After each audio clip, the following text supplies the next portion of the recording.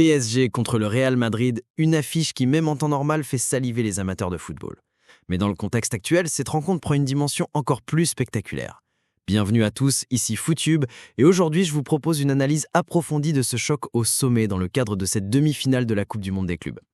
Certes, cette compétition n'a pas encore le prestige de la Ligue des Champions, mais elle reste prise très au sérieux par les clubs, notamment en raison des primes financières en jeu.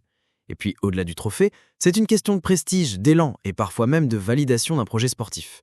Ajoutez à cela le contexte conflictuel du transfert de Kylian Mbappé au Real Madrid. Rappelons que le clan Mbappé réclame encore 50 millions d'euros au PSG, correspondant des primes impayées selon son entourage. Le club, de son côté, conteste cette demande, estimant que certaines conditions n'ont pas été remplies. Ce litige financier a ravivé les tensions entre les deux parties, déjà fragilisées par une fin de collaboration tendue. Ce contexte alimente une atmosphère électrique autour de la rencontre. Pour Mbappé, ce match face à son ancien club a une dimension émotionnelle et symbolique forte. Pour le PSG, c'est l'occasion de prouver qu'ils peuvent briller sans leur ancienne star et confirmer le niveau actuel de l'équipe sacrée champion d'Europe. Le Real Madrid traverse une phase charnière. Malgré un effectif impressionnant sur le papier, la saison dernière a été marquée par des résultats décevants et un déséquilibre tactique persistant. Carlo Ancelotti, malgré son expérience, n'a pas réussi à trouver la formule gagnante. Malgré la décision de la direction du Real Madrid de repositionner Mbappé en pointe pour éviter un conflit de zone avec Vinicius Junior, son influence naturelle sur le flanc gauche continue de perturber les repères du Brésilien, qui peine à retrouver son efficacité habituelle. L'équipe semblait en fin de cycle, marquée par le départ de Toni Kroos et le déclin naturel de Luka Modric, vieillissant maître à jouer. L'arrivée d'Mbappé, censée dynamiser l'attaque madrilène, a au contraire introduit un déséquilibre supplémentaire dans un secteur déjà en transition. C'est dans ce contexte de transition que Xabi Alonso a été nommé à la tête du Real Madrid. Ancien cadre emblématique du club, il revient avec une réputation grandissante, bâtie notamment grâce à son travail remarquable au Bayer Leverkusen.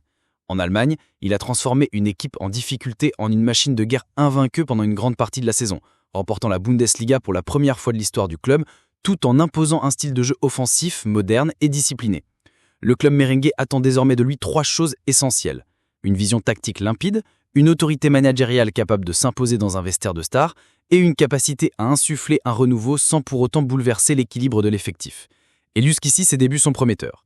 Mais un dilemme majeur se présente à lui à l'approche de ce match crucial. Sur le plan défensif, le Real Madrid devra composer sans Digne Hutchinson suspendu. Une défense à 3 avec Rudiger, Tchouaméni et Asensio est attendue. Mais c'est en attaque que les choix seront les plus scrutés. L'absence de Kylian Mbappé lors des premiers matchs, due à une sérieuse intoxication alimentaire contractée avant le début du tournoi, a laissé le champ libre à Gonzalo Garcia, qui s'est imposé comme la révélation de la compétition. Hospitalisé plusieurs jours après avoir consommé de la volaille contaminée, Mbappé a perdu près de 6 kilos et a manqué l'intégralité du premier tour de la Coupe du Monde des clubs. Pendant ce temps, Gonzalo a brillé, 4 buts en 5 matchs, une efficacité redoutable et une capacité à peser sans monopoliser le ballon. Son profil discret mais décisif s'est parfaitement intégré dans un collectif riche en individualité.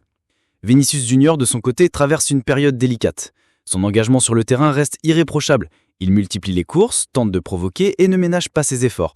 Pourtant, ses performances sont nettement en deçà de leur niveau habituel. Il peine à faire la différence dans les 1 contre 1, ses prises de décision manquent de tranchant et ses statistiques offensives s'en ressentent. Le Brésilien semble en manque de confiance, accumulant les pertes de balles et les actions abortées.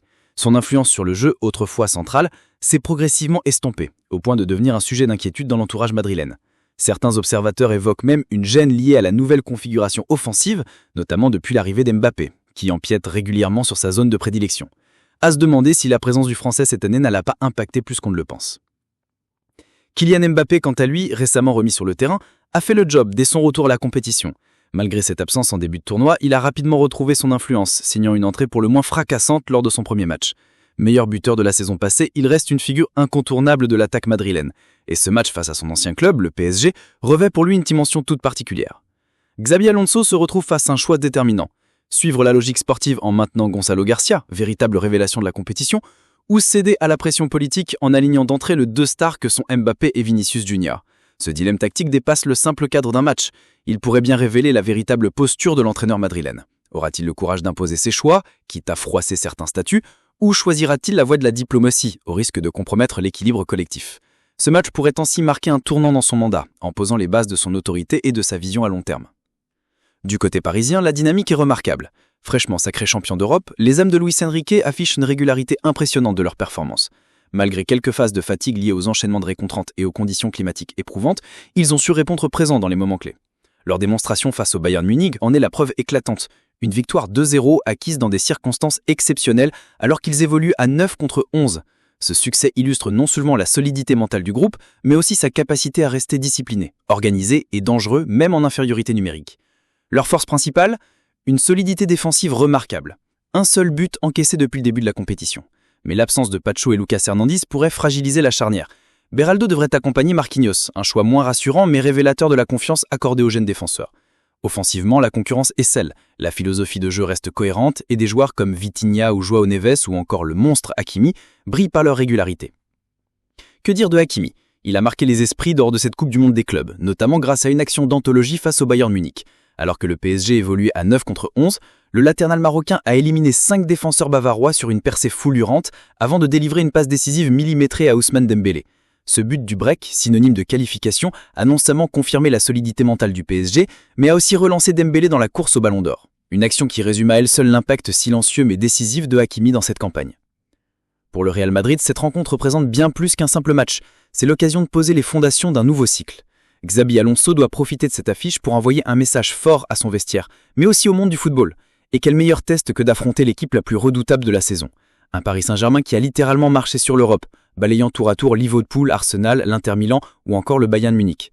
Une série de performances impressionnantes qui place le PSG comme la référence actuelle du football européen.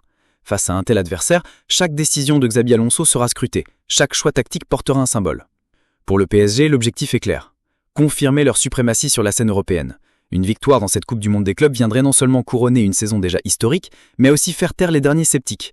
Car si le PSG a littéralement marché sur l'Europe cette saison, il n'a pas encore affronté des institutions comme le Real Madrid ou le Barcelone. Ces clubs ont cette capacité unique à gagner sans forcément dominer, à renverser des situations impossibles grâce à leur mental, leur histoire et leur ADN de la gagne. On se souvient tous de la remontada du Barça en 2017 ou du parcours renversant du Real en 2022. Face à ce type d'adversaire, le PSG devra prouver qu'il n'a non seulement le jeu, mais aussi le caractère pour s'imposer au sommet. Les spécialistes donnent le PSG favori dans cette rencontre et à juste titre au vu de leur parcours impressionnant cette saison. Mais face au Real Madrid, il ne faut jamais se sentir trop confiant. Ce club a bâti sa légende sur l'imprévisible, capable de renverser un match sur un simple éclair de génie d'un de ses cadres. Les pronostics peuvent vaciller en un instant. Au-delà du score, ce match sera surtout révélateur. Pour le Real, il pourrait marquer le début d'une nouvelle ère sous la voix de Xabi Alonso, avec une vision à long terme en construction. Pour le PSG, il s'agit de conclure en beauté une campagne déjà historique et d'asseoir définitivement sa légitimité au sommet du football mondial. Quel que soit le résultat, ce PSG Real Madrid s'annonce comme un choc de style, de projet et de génération. Un affrontement entre l'héritage et l'ambition, entre l'expérience des grandes soirées et la volonté de marquer l'histoire. Installez-vous confortablement et profitez du spectacle. Bonne soirée à tous.